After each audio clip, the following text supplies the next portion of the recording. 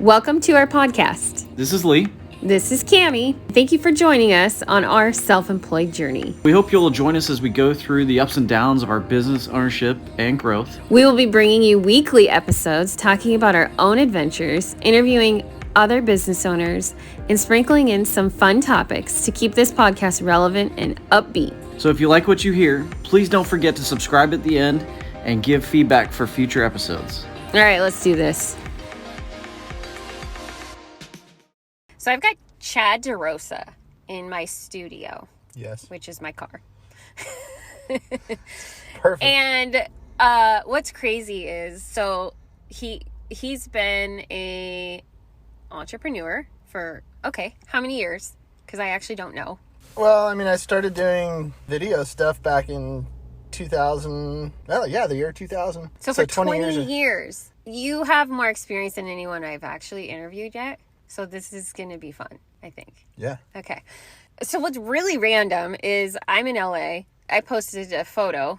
He sees it. He's like, I was just there. What the hell? So now we're meeting up and we're doing a podcast. Like, come on, let's go. Let's do this. Like, let's get your story on this podcast. Yep. Well, Cammie's like, oh yeah, I'm doing this. I'm doing that. I've been working on my podcast. I'm like, whoa, wait, you've got a podcast now?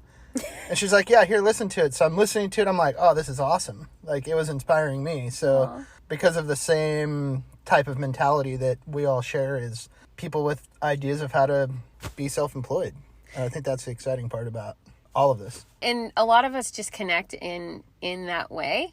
Why I love doing these interviews is because I love to hear the story. I know part of your story. I don't know your entire story. We did talk about it before this. And there are a lot of pieces where I'm like, oh my gosh, I'm so excited for him I'm so excited to chat about this. But let's go back to the beginning. When did you feel like I need to be doing something for myself? It starts with discovering what you love to do. For me, it started with buying a camera, $50 camera from a garage sale. Yes. Because I thought I maybe had the idea of making movies of some sort. I didn't know what it was going to turn into back then, but I picked up a $50 video camera from a yard sale, and within like a month, the viewfinder went out on it. Oh, no.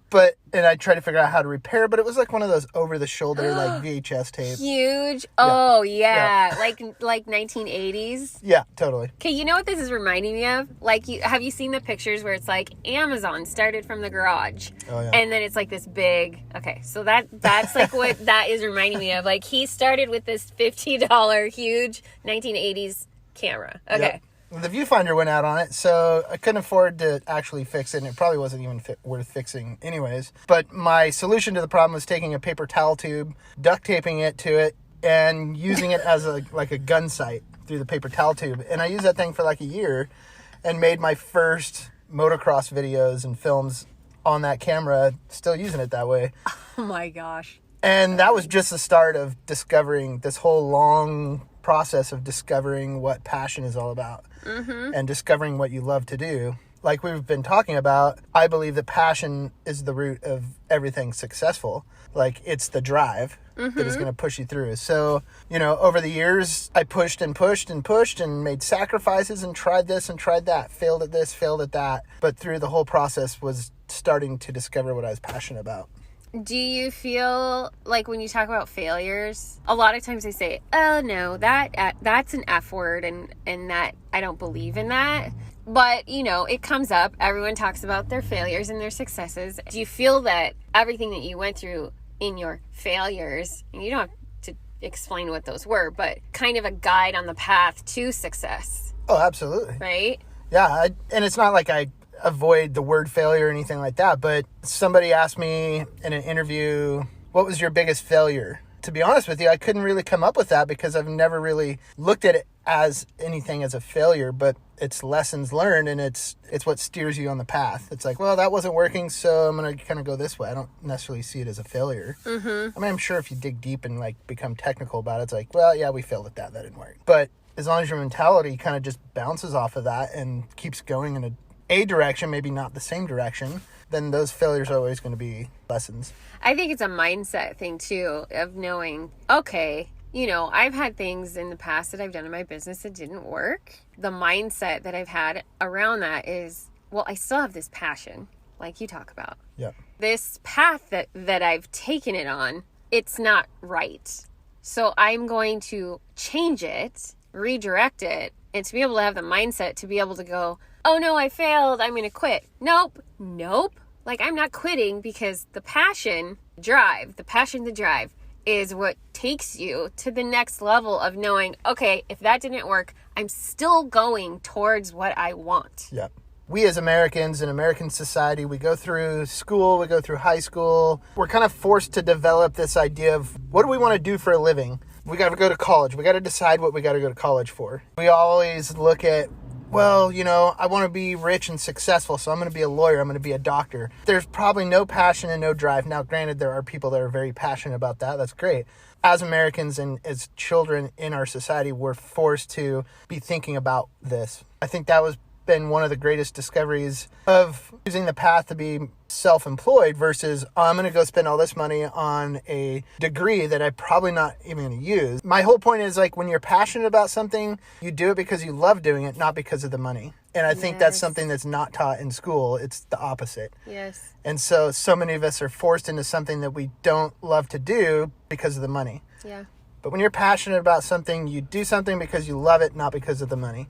And when you have that as your foundation, then you will push through all the sacrifices. You'll push through all the failures, as we call it, because you're not worried about the money. Mm-hmm. You're sacrificing the money, but when you have that, eventually that's going to come.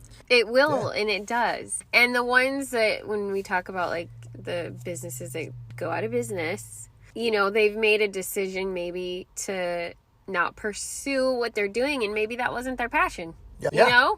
That wasn't it, and they're off doing something else. But I remember when we were growing up and we were in high school, the path after high school is you go to college or you go to work. Nowhere in there is, or you create your own business with this passion that you have. There's no courses. There's no talk about that. So now I am passionate about that, because I'm asking now, meeting kids and they're in high school, and I'm saying, hey, are they teaching you that entrepreneurship is another path? No, it's still a job or a college. Yeah. And so a passion of mine, as you bring this up, is I really want to go in and start to build that up and teach our children that this is another way. And if you have a passion for something, you might not know it in high school, but you might. Yeah. At least you can start the process. Me being a creative person, that was all stuff I had to discover on my own. Photography, anything creating, filmmaking, anything like that. And I know it's kind of changed these days. They do offer more creative courses, but when I was in high school, it was so just cut and dry. There was no pushing people to discover what they're passionate about or what they want to do or what they're good at. It was more of no, we're going to push you all into this path. Yeah. And I think that's the problem. I agree with you. Yeah. What you're saying, your passion of I wish they spent more time trying to open up kids' minds to what they might actually love to do instead of what society says you should be doing. I think that would save so many people heartache, stress, down the road. I mean, there's kids that are going to college that won't use their degree. Yes. We know that. There's probably a bigger percentage, I'm guessing, that don't use their degree. In high school, do you remember taking those little quizzes that told you what career you would be good for? Yeah. What did yours pop up? Do you remember? Oh, gosh. I don't remember. I mean, I know at one point I wanted to be an electronics engineer. I wanted to be a computer programmer because me and my buddies wanted to go work at Nintendo. And right even then, that should have been a little bit of a signal of, well, okay, I want to create something. Yes. There's art class, but it's here's how you make this pottery, and, there's a after hours curriculum of yearbook where you have a few people that pick up a camera, but they don't actually teach you anything. So yeah, I don't remember what that was, but I was looking to go to college. I definitely wasn't on the course to doing anything that I truly love to do. That's for sure. So what made you decide not to go? Because I felt I had to. I went through 2 years, maybe 3 years total of college. I went to ITT Tech to become an electronics engineer. I literally went there for 2 weeks, 3 weeks, and realized whoa, this is not what I want to do. And then I started going to community college just to get my associate's degree. And then after that, I was like, you know what? I'm just tired of jumping through these hoops and doing homework, and would rather just be working my full-time job. And was just like, I'm done with it. At least I'm going to take a break. Maybe I'll come back to it. But yeah, the statistics of you going back, it's not good. So you already knew, like, this isn't for me. So you were working for another company as a W-2 employee, right? Yeah. Along with that, you have this passion. Let's explain more of what you do. So I was working construction, started when I was 14 in the family business. I grew up racing motocross. I had a love for racing motocross. Through that, the movies and the films that were out about the motocross industry and the sport of motocross were really inspiring to me. And so after watching those, I was like, maybe I want to do that. And that's when I picked up that camera, started filming more stuff, and started filming motocross, and just really learning what it was to capture stuff with a camera. I produced my first DVD in like the year 2003. Oh my gosh, I remember that. Yeah, and it was very amateur, very rudimentary, but it was a learning process of going all the way through that just to get it off the ground and say, yeah, it was distributed worldwide on Amazon. Like, that was just an accomplishment. It wasn't necessarily successful, but it was just another lesson in the belt, under the belt. That whole process actually kind of burned me out on it, because I worked every day. I mean, I was still working a full-time job. I'd come home at the end of the day, and then I'd edit all night long. And I did that for a year to get this off the ground. And after that, I was kind of burned out. I was like, I'm kind of done. And I just let it go. And about 3 years later, I realized I still had a need to capture and create. And I saw a digital still camera, a DSLR, sitting in a showcase at a computer store. And I was looking at it. I was like, I think I need that.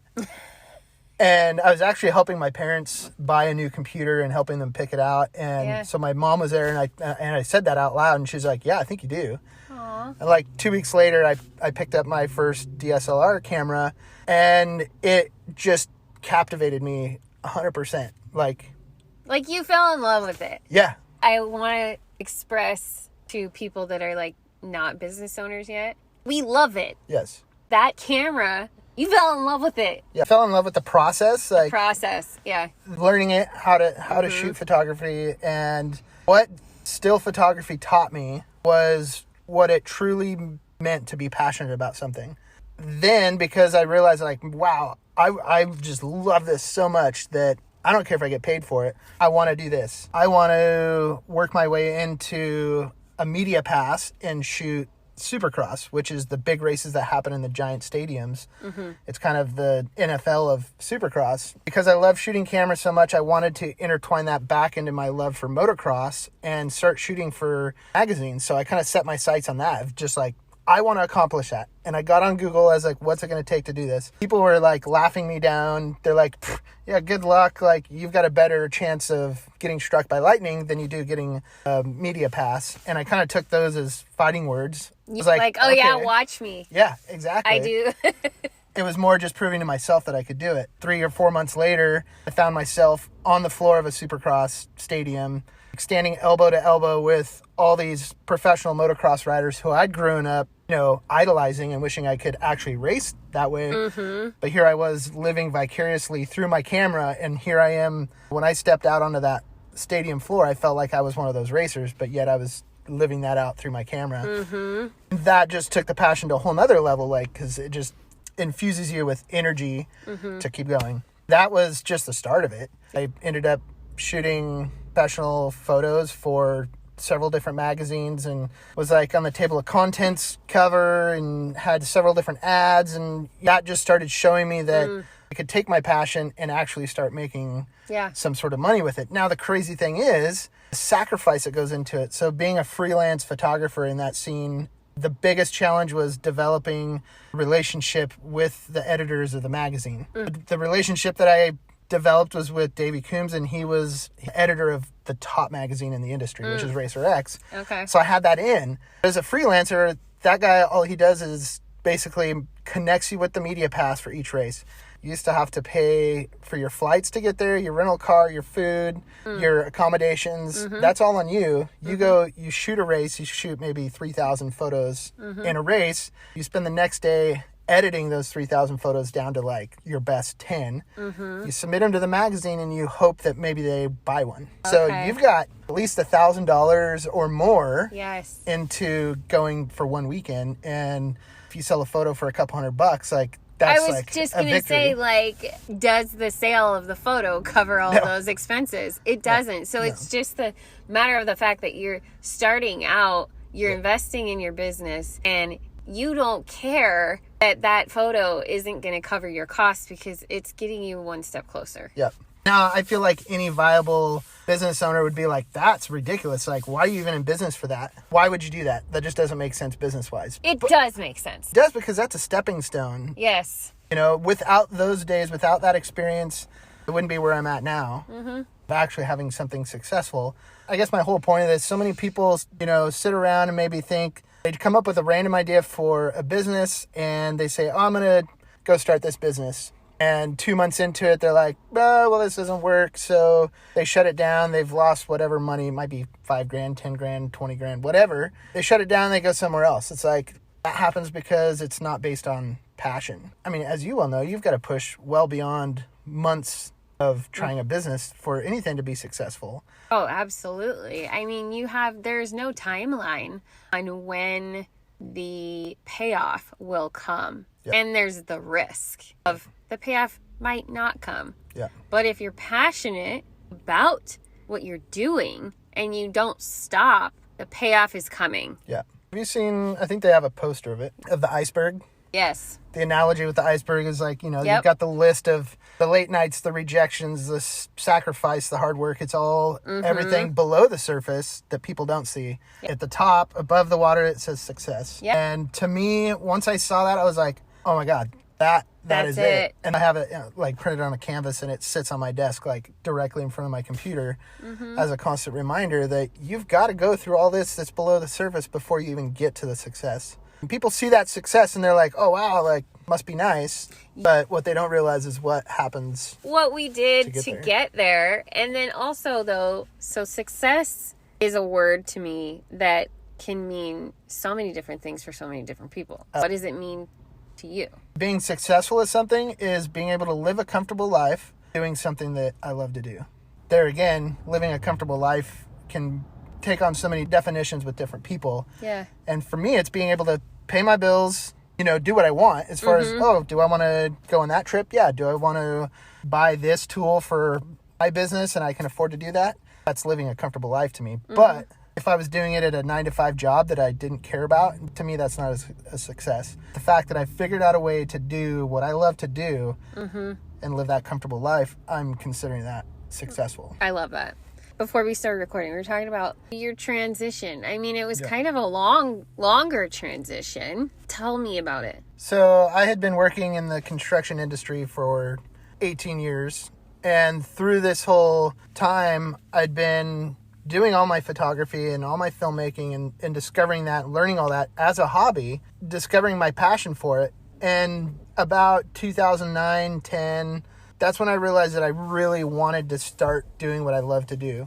And it wasn't working in the construction industry. I wanted to be creating. I wanted to be doing the hobbies that I loved as a career. As I researched it, there's a lot of people that said, oh, be careful about that, because if you turn your hobby into a career, then all of a sudden you won't love it because it's a job now.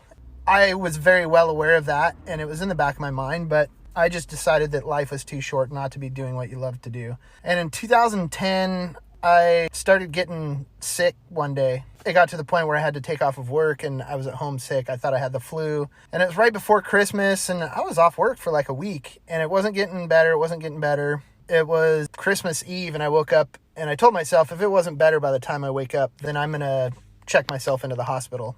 And so I went into the emergency room. This was Christmas Eve morning. They ran me through the scan. Turned out my appendix had ruptured. It wasn't only appendicitis, it actually ruptured. Normally that's like an emergency surgery to remove that. If they even, like, it's bad if it ruptures. It goes septic. Well, for whatever reason, what happened is my body like actually encapsulated that off. And it like basically formed, like the way they compared it for me was like an orange peel around it. So it kind of went bloop. and held itself in. So I was sick, but not dying. It was so bad that they were worried if they went in and tried to do surgery that it would get bad. After then, I'd never really been in the hospital before that. I never really felt like I had any near-death experience or anything like that, but it was definitely the amount of antibiotics they were pumping through me for like 4 nights straight. It was definitely a crazy experience, and I came out of that situation feeling completely changed. Yep. And life. And like I said, I didn't have that weird near-death experience of like, oh, I saw the light, I got to change my life. But just naturally, I came out of the hospital, and the next week or two after that, I felt all of a sudden that I wanted to start simplifying my life. I was like, I don't need all this stuff. Like, I want to clean all this clutter out of my house. I want to simplify my life. So that was kind of an interesting process to start discovering that. And about a couple weeks after that, found out that the business that I was working for in the construction industry was going to be closing their doors and going out of business, basically as a result from the 2008 recession, when construction took a massive hit. So the business was closing. I was going to be out of a job. Now, I'd been in this industry for 18 years, so I very easily could have gone to a handful of the other companies and probably had a job, no problem. But that was my point in time, and because of what I just experienced from being sick, being in the hospital, I'm realizing this is my opportunity to make a change in my life, which is what I've been feeling. Instead of going and getting that job, I chose this is the time where I'm going to start chasing my passion and turn that into my career. My dad was working for the same company, and so he was out of a job, and we're all standing around at my parents' house kind of having this family discussion of like, gosh, what's next in life? And that's, I knew I wanted to be figuring out how to become a professional photographer. That was my goal. I had just bought my 1991 Volkswagen Westfalia camper van as a vehicle that I could go out and do photography road trips in. And my mom comes up and she's like, why don't you live in your van? And I just look at her and I'm like, what? I can't do that. Like, who does that? Who lives in their van?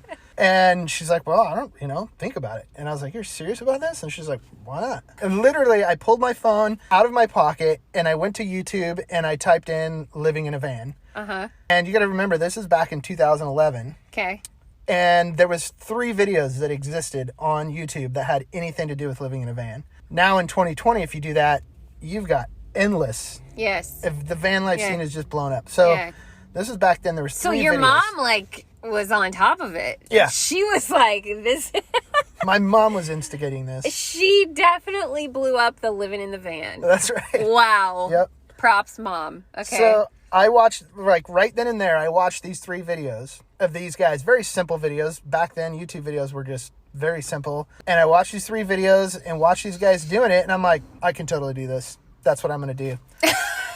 Made the decision. You wanted to do that. Yeah. Because it looked cool? Because you're saving money? Because why? What was it? So when you go from making a full-time income, especially after 18 years, you work your way up the pay scale and you're making yourself a comfortable living. Well, you're used to depending on that income, so you've built your lifestyle around it. Now, if I'm going to actually make photography my career, I'm basically starting over from scratch. I haven't taken the time to build it up to this huge, successful business in the meantime. So I had to figure out how I was going to take my lifestyle, pay cut, down to 0. Huge. How do I go from making a full-time income into nothing? And that was a discussion I was having. And that's when my mom was like, why don't you live in a van? Yeah, okay. Because then you don't have your mortgage. You don't... Yeah, okay, you might have a car payment at that point. But all of a sudden, your overhead is, next to nothing. Your lifestyle is not costing as much. And then you're able to chase your dream, which is what we talk about with the sacrifice. However, I feel, and tell me if I'm wrong, that it maybe didn't feel like such a sacrifice to you because you were like, this sounds awesome. Yeah. Is that true?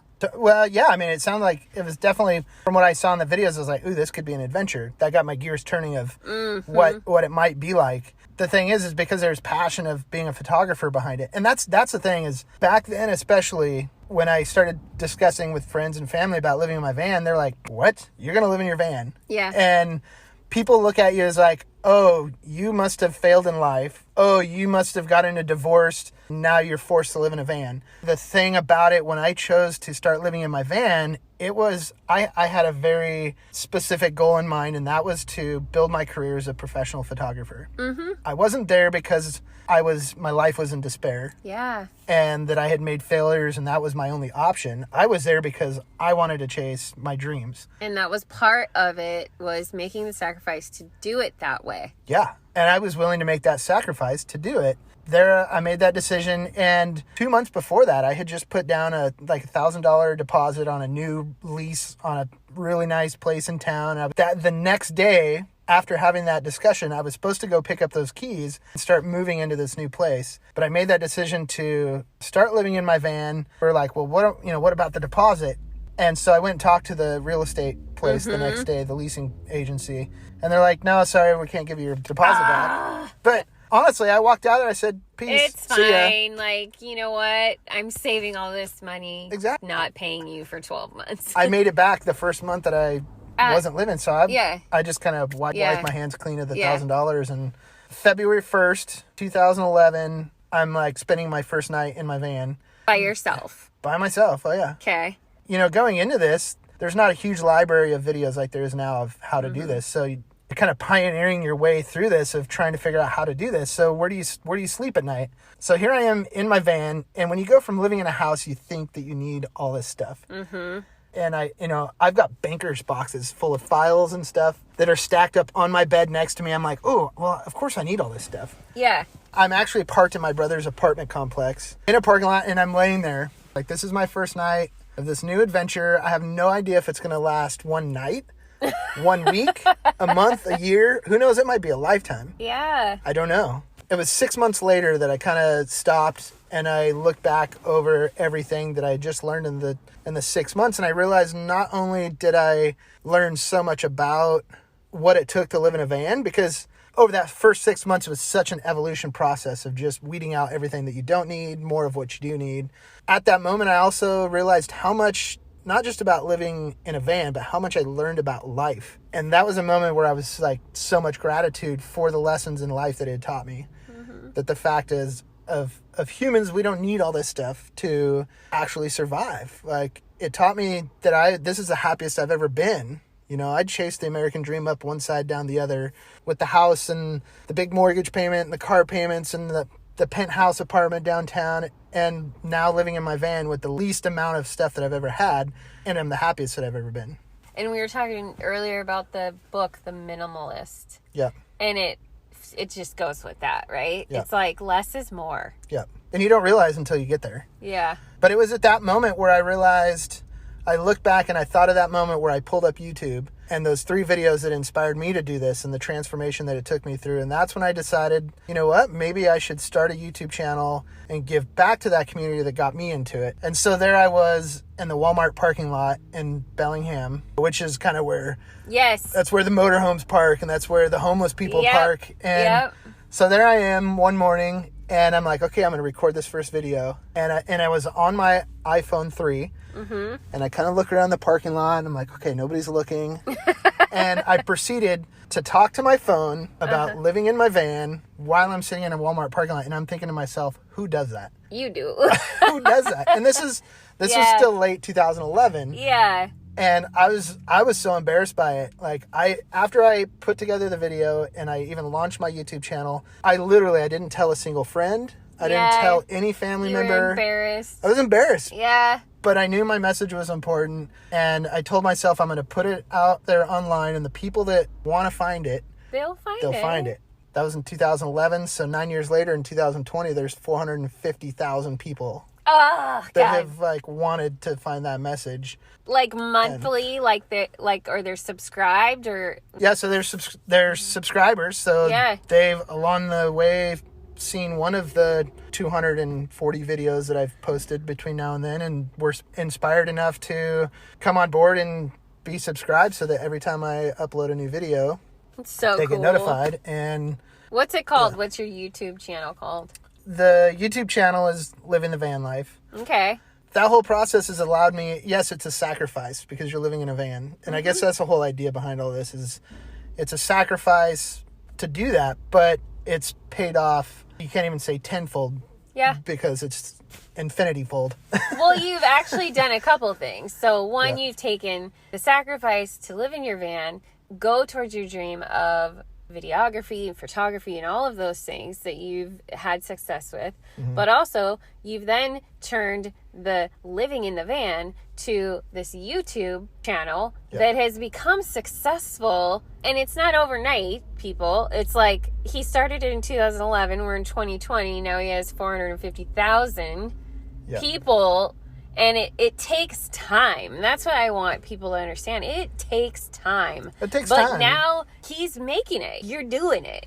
And the crazy thing is the YouTube channel has always been a side project through all of this. You know, when I started living in the van, it was to become a professional photographer, which led to becoming a professional filmmaker. The YouTube thing was always something on the side. So it was a matter of having all these pots in the fire. Yep. And you're pushing everything forward. It's, you know, it's like dribbling 3 or 4 different soccer balls at once. And one might get off track, but you reach around and bring it back in. And, you know, you're pushing all these things forward. You know, doing more professional photography led to magazine covers, which led to doing my first feature-length documentary film, which got worldwide distribution. It won awards and film festivals all around the world, and that provided the opportunity to travel the world to all these film festivals. That led to developing relationships with huge corporate motorcycle companies like Triumph Motorcycles, and getting to travel to Europe and do these huge jobs working for Triumph Motorcycles, which led to developing a relationship with Harley Davidson, which is probably like the biggest household motorcycle name in the world. Now working on the second feature-length documentary. So taking that chance to live in my van back in February 1st, 2011 has been what blossomed all of this. So it was taking that one leap of faith in something that you believe in, but not giving up on it after a month or two. Carrie, in the interview with Carrie, she's like, it's not a straight line. It's a wavy, but you keep your eye on the goal, right? Yes. It'd be great if it was a straight line, but it's not. You've proved that. Starting the business of Emanate Films with LDOT and a business partner, like, you know, that was a huge learning process, but that came from all the years of all the way back in 2000 of picking up the camera and trying this and not feeling that. So you kind of leave that behind, but it all came back together and taking on a business partner that helps you so that you can't start a business with 2 photographers or start a business with 2 cinematographers and both try to be cinematographers. I think the thing that I've learned in business relationship with LDOT is the fact that he does what he's good at, which is dealing with the finances and managing the money, which allows me to focus more on what I'm good at in the creative end of things. And he's a creative guy too, so we can come together and collaborate on that. But, you know, in the past when I've tried to start little projects with other business partners, it's like we're both too much of the same, and that just doesn't work. Having that experience with Emanate, I think, was huge. And well, and I always say, like, I like that you're bringing up the partnership because it's something we haven't really talked about. And when I am consulting with people, and actually I was consulting with you guys at that point, right? We were writing the business plan, and I said, listen, I remember sitting you guys down and I'm going, listen, this is like a marriage. You guys, are you sure? Chad, are you sure? LDOT, are you sure? Multiple times. Like you just kept saying yes, yes, yes. And I'm like, okay, like, all right, I just want to make sure, because I have witnessed, and now up to this day, even more partnerships that no good and have bad stories behind them. And so what could you say to the listeners about like picking the right partner? Through the smaller projects that I got into with other business partners, I always told myself I would never get into a partnership again, just because it, like you said, it is a marriage and it brings on this dynamic. And then, you know, with LDOT, I mean, I've been best friends with LDOT since like 2005. So we knew that going into this business partnership. And that was probably even more taboo of never going to business with friends. You don't want to lose a friendship over... No. Yeah. You don't want to lose a friendship. But then it makes hard when you need to, and I listened to one of your podcasts, you guys were talking about this, when it comes to making decisions for the business, that friendship can bring in a challenge because it inhibits what is right for the business, because you're letting that friendship influence you. Yeah. You know, it's like, oh, I don't want to hurt his feelings, but this is right for the business, or vice versa. Luckily, we never really came against that. I mean, we definitely had our challenges. And especially when we were trying to juggle our commercial clients, which was Triumph and Harley Davidson, but then we've also had taken on this giant film project that we were doing all ourselves, producing ourselves. So the stress levels were like through the roof. And there was several times of making decisions through this that we were like at each other's throats. Oh gosh. Making decisions. Did you guys split up? So like, you know, you had your part in the business. He has his part. Did you let him make those decisions on his piece and you made your decisions? Or did you guys make all of the decisions together? Like creatively or business wise? All of it. Both. You know, we'd collaborate on a concept of, okay, we've got this project for this client. You know, let's do this and this. And yeah, that's good. And we'd come up with a general direction that we both agreed on, obviously. When it came to shooting, I was the guy behind the camera. And when you're behind the camera, you're so focused on what you're doing. The great thing about Eldad is he'd be there and he's kind of my eyes when we're on a shoot, and he'll be tapping me on the shoulder and be like, hey, this is going on over here. And I'm like, ooh, okay, great, good shot. So Awesome. You know, we worked together well in the field on that. And that was kind of our MO. We tried to accomplish big things with a small team. And I think that is huge. So many people want to be like, oh, well, we've got this budget, so let's get all these, like, let's get 10 people in here on this. Oh my gosh, I think a project can run away on that. And figuring out how to accomplish big things with a small team, you're going to be, A, your overhead's going to be smaller. B, the decision making is going to be way easier. And you can focus on the task at hand. So when we're out on these shoots, we're operating as a small team. So it's like go, go, go, go, go. Oh, yeah. And we're each have our specific tasks. And that's where Eldon and I work together great out in the field. We're not just business partners in the office, but also out in the field. I remember you like saying before that you guys out in the field, you didn't really even have to communicate. Yeah. It's like he does that, you do this, and it just flowed and it happened. Yeah. And that was awesome. And that got even more intense as we're doing the documentary, because we're doing a documentary about motorcycle racing and like the world's fastest motorcycle in the world. And so these race teams aren't waiting for a camera crew. So we're there with the mentality of like, if we're going to do this, we've got to be quick and we got to know what's going on. So that relationship even grew even more of we're just communicating without even communicating. That's amazing. And so it was cool. And I think that has really made just the whole basis of the partnership that much stronger. You know, yeah, you get those heated moments. And it has helped being friends, because even when you come to those heated moments, like we're at each other's throats, we go take 10-minute break away and then we come back and we're hugging and be like, I love you, buddy. Like, yeah. Like there's the friendship and there's the business. Yeah. And I've always been, you know, in the past when I was managing employees and not in business, but in business, same, you know. Yeah. It's like, yes, there's a job at hand. We've got to do this. This is what we're doing. But also I'm managing my friends. You got the love and the passion for them, but then you got, it's business. It's just a business decision. Don't take it personal. Yeah. It's a balance. Yeah. I mean, the right partner and the right friend, they're going to get that too. Yeah. Okay, I have something to say, because for Lee, I always bring him up in this because he's missing. He's not here right now, but he's listening. Yep. And I think he likes to hear me talk about him. The thing about our partnership, and it's very new, but the thing that is working, he can call me out. And because I am open to taking that, it's going to make us stronger. And I can call him out and I can say, wait, hold on. And it's this communication, right? Yep. You've got to have very, very strong communication of being able to say, why are you doing it this way? Or why is this and why is that? And talking it through to then make the decision. Yeah. And if you have that good communication, that's everything. Yeah. You need that for your client. If you don't have that with your partner, like that's going to be a mess. Yep.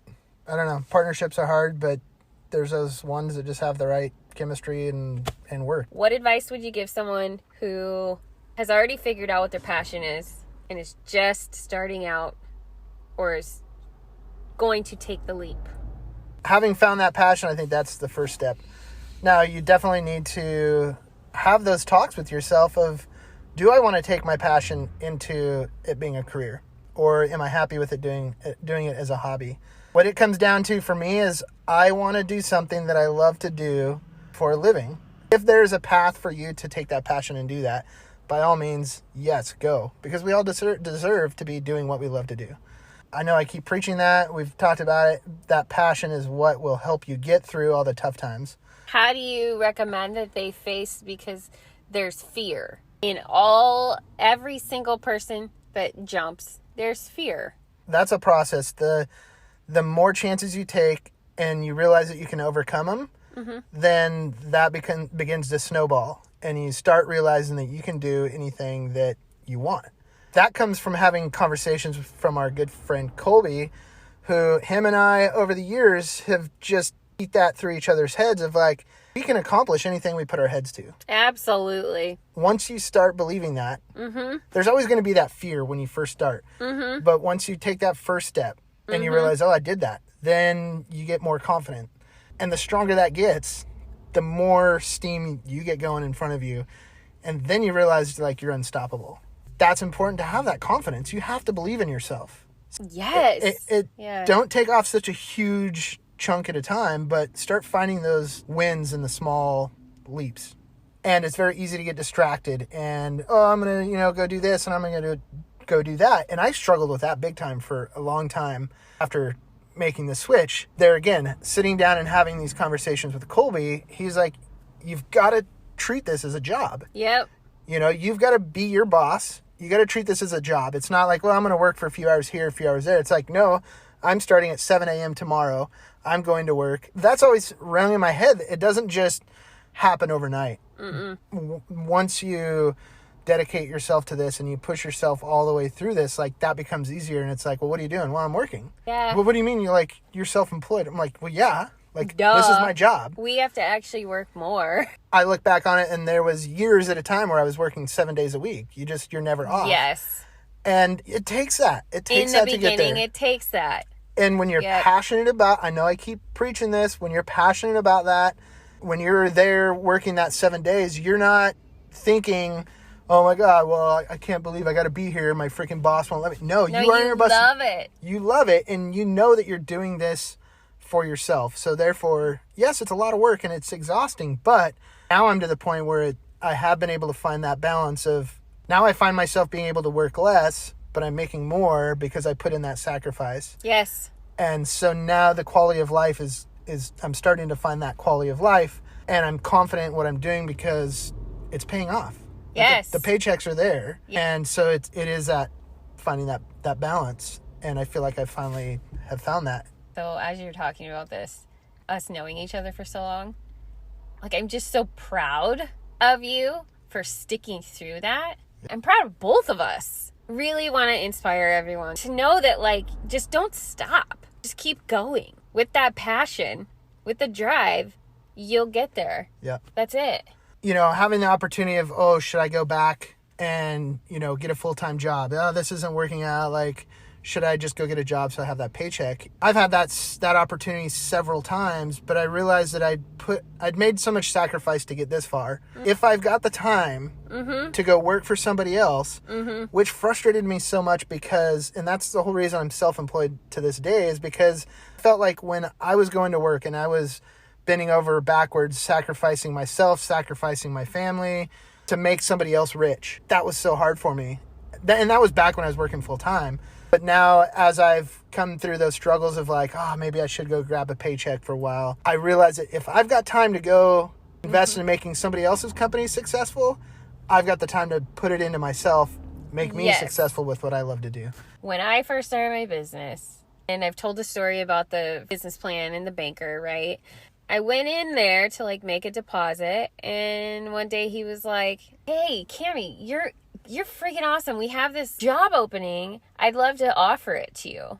Here's the job description, sent me home. And I was like, because at that point, it was very hard for me to say no to things. I struggled with that. I still struggle with that. Sends me home and I'm going, oh my gosh, like, should I take this opportunity? Because I just started my business. I've been, 3-4 months. I'm not making what I was making before. That's stressful. Maybe I should take this opportunity because, wow, how much this job is, that's a lot. Like, maybe I should do that. When it came down to it, I was like, no, I started this business. I have this passion. My passion isn't to work at a bank. So I sent him an email and I said, thank you so much. Like, I'm so humbled by you seeing something in me that you feel like I'd be a great employee for you. But I have this drive to make my business work, and so I'm going to have to pass. That was a very hard email for me to write because I didn't know if it was the right decision. But I knew I couldn't just go back to working for someone. It kept happening. It kept happening through that growth period. And I kept having to say no. I didn't go there. I continued on with my business, and it paid off. I think the important thing to do in that scenario is take that and use that as fuel for your confidence, realizing that there again, that's another notch in your belt of I can do anything that I want. The fact that somebody is willing to go out and headhunt you, basically, you should take pride in that and put that in your toolbox of confidence. Absolutely.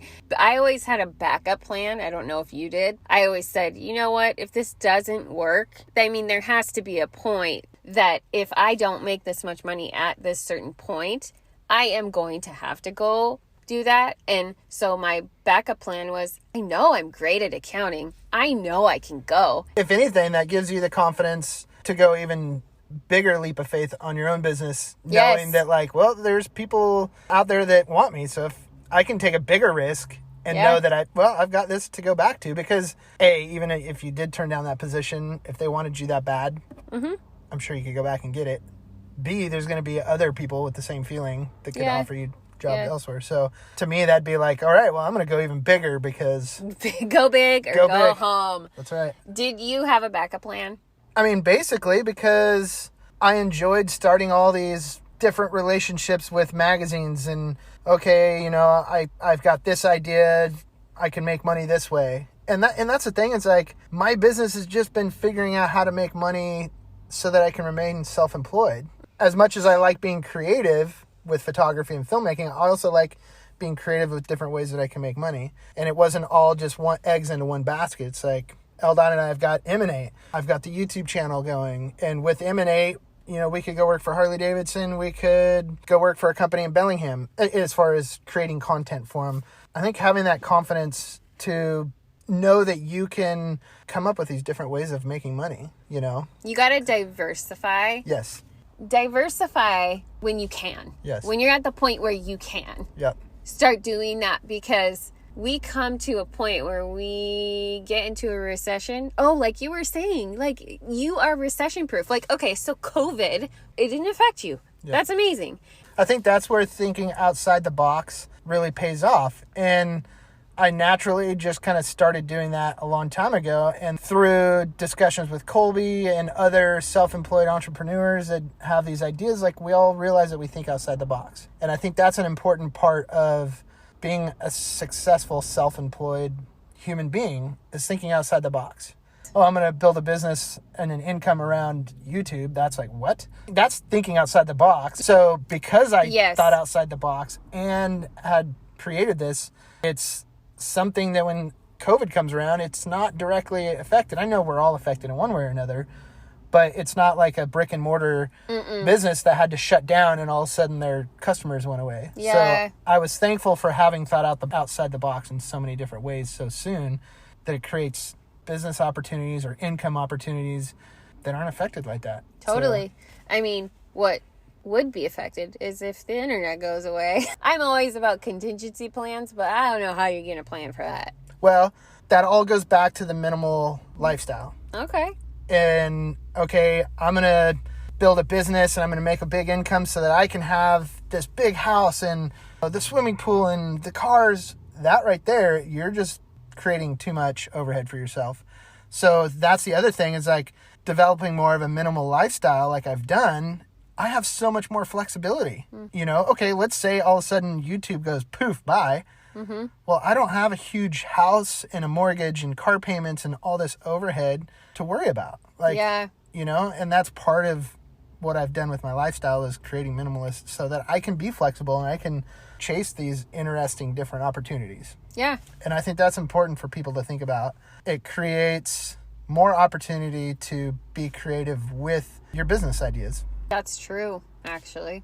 Yeah. Good call. Because you're able to take a bigger risk and, Well, yeah. Technically, it's not a bigger risk because you've you- lowered your risk. Yes, you've lowered it. But you can take a bigger chance with less risk. Let's put it that way. Yeah, I mean, what are you gonna lose? I guess I need to first work on going through my shoes. It's a process. Getting our film done through the editing process, I started living in my van full time again for the last 2 years. And that's also allowed me to launch the channel all over again and grow it to where it's at now. It's important for everybody to follow their ideas. We have one life on this earth to live. And if you've got some creative ideas and something you've always wanted to try, you should definitely go out and try it. And you need to take chances.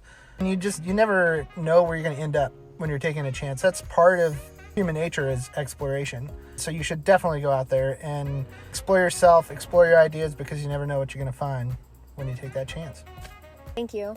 Yeah, thank you. This is Thanks for having me awesome. on. Yeah. Yes. Thanks for sharing your podcast with me, and that inspired me to hell yeah, I want to be on this. Yes. And share my ideas. So. My goal is to inspire others and get you on here so you're inspiring others, and let's just inspire everyone. Let's do it. Okay? I like it. Go team. Go team, go.